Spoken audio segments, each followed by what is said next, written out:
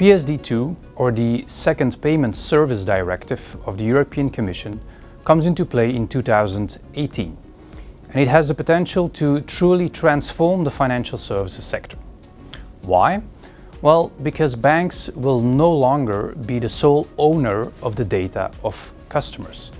Banks will have to open up the transaction data to third parties, to competitors, to new fintech competitors.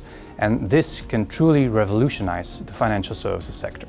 Today's technologies enable us to grab this opportunity and to start cross-fertilizing sectors and to make partnerships with companies outside our sector and together bring more value to the customer.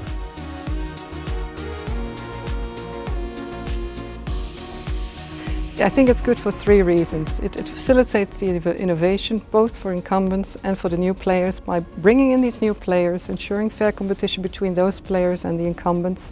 And at the same time, it also actually increases the security of payments, because when you bring in new players, you will also bring in new risks.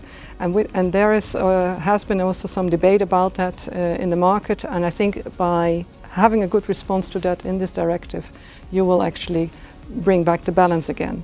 And of course for consumers it's also good because they will have to have trust in the services that are being provided, and the Payment Services Directive is one of the best tools, I think, to make that happen. What I'm seeing is a lot of hitting over the head of banks saying you must do PSD2, but no benefit to banks at all. If you look at the major consumer behaviour changes in banking in the last 20 years, chip and PIN.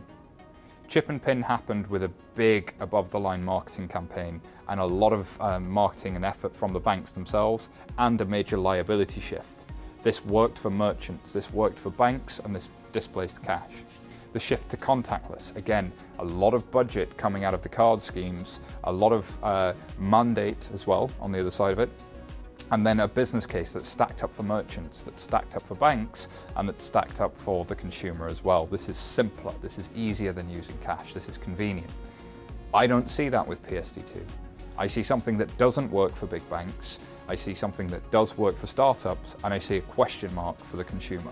So there's a lot to be thought through for PSD2.